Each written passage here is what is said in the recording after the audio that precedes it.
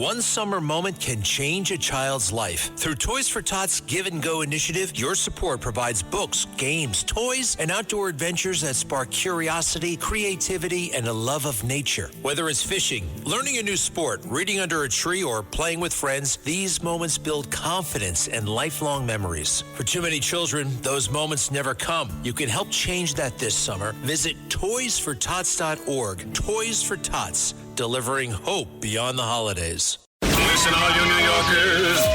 Excuse me. Taxi. Okay, man, we're looking around. This is the 77 WABC minicast.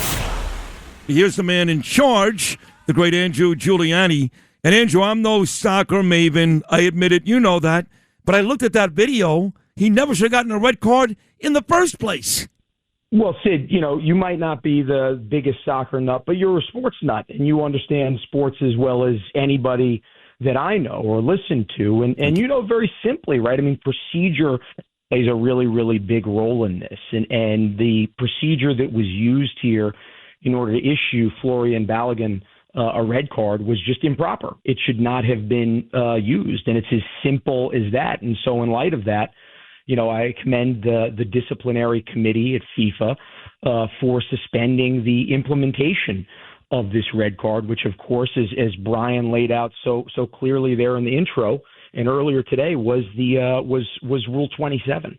So, look, I think as President Trump said yesterday, and I was with him yesterday, and there were a lot of different things that were discussed.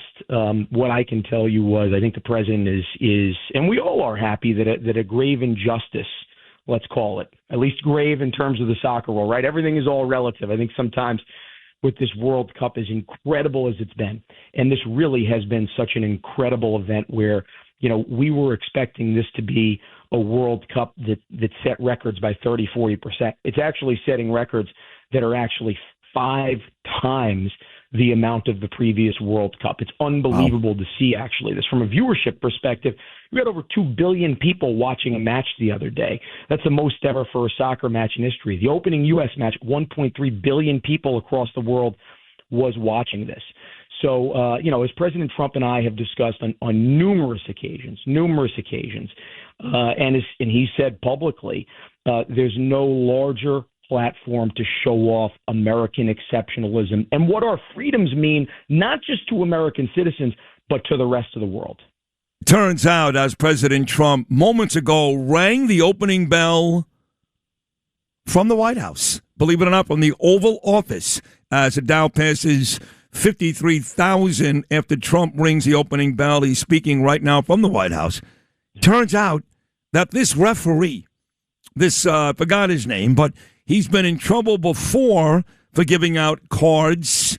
The exact quote that I read was fixing matches. So you've got a referee who clearly has an American bias. He's been in trouble for fixing matches before. And as far as I know, the only suspension is an American.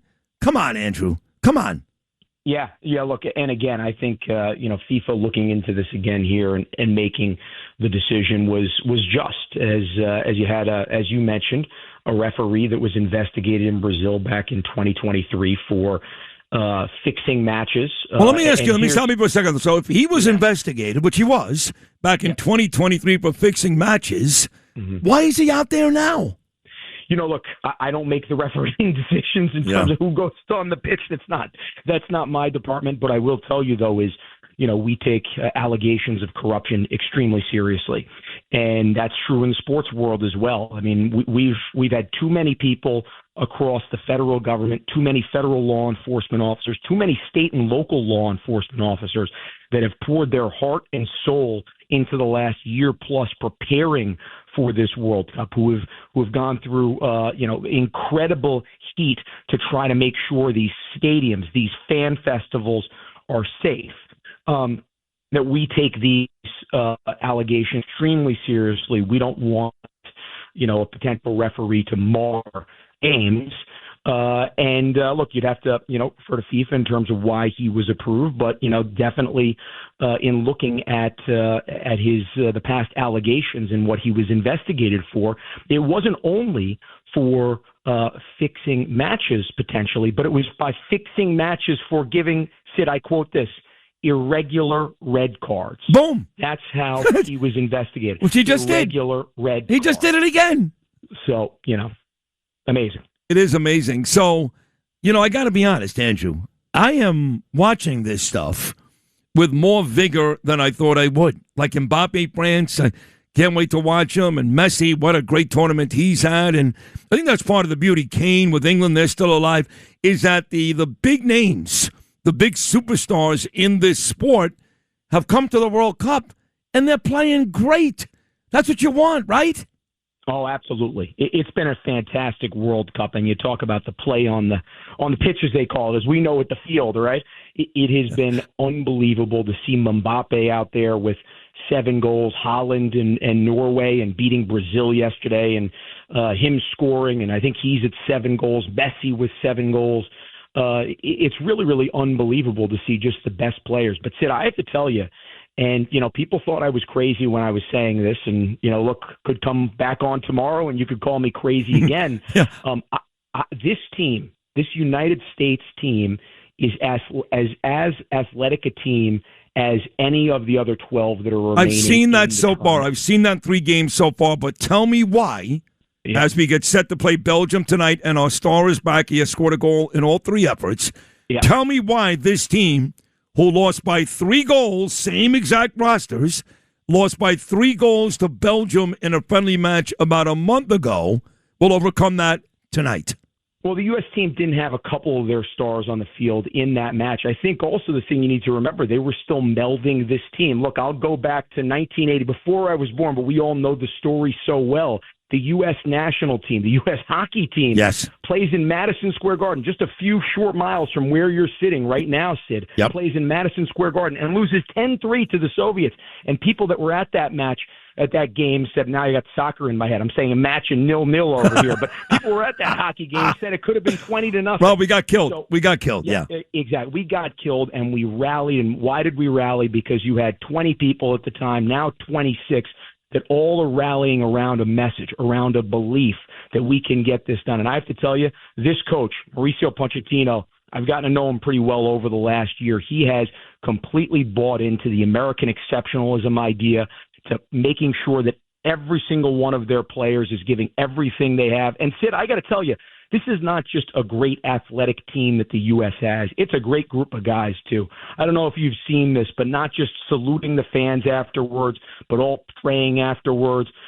They love their country. I mean, it's a team that is very, very easy to get behind, not just because of that seal on their chest, but it's what's below that heart. You can see that heart. You can feel that heart. They will run through that wall to try to get that ball and try to make that play. And that's why, Sid, I believe they are going to win that game today. Right. And Hershey's chocolate beats Belgium dark chocolate any day of the week, including today. I love it. The antithesis of Juan Soto. All right, in the final 30 seconds, I know you don't share every conversation on air with you and Trump. I know that. You can't do it. You're not allowed. But is it fair to assume that President Trump at least once has said to you over the last couple of weeks, heck of a job, Andrew, heck of a job? Well, Sid, I can't disclose any of the conversations I've made with the president, but I will make an exception about one conversation we had yesterday. Okay. I asked him, I said, who's your favorite radio host? And he said, this is not even close. He said, Andrew, in fact, this is a dumb question. This is a dumb question. It's Sid Rosenberg, and he is the best radio host, not just in New York, not just in the country, but in the entire world. So that's the one exception I'll make in terms of the conversations I've had with the 45th and 47th President of the United States, Donald J. Trump. Well, it would be great if you actually had that conversation. But I appreciate that. I love you. I'll say it. I'm sure the president has too, but what a great job. And like I said, I'm not the biggest soccer fan in the world, but I find myself enjoying this immensely. And I will be sitting down tonight rooting for America like my favorite team. They're my favorite team. It's America. So congratulations. And you and I will keep talking until this thing is over on July the 19th. Andrew Giuliani, amazing job, buddy. Love you. Thank you so much.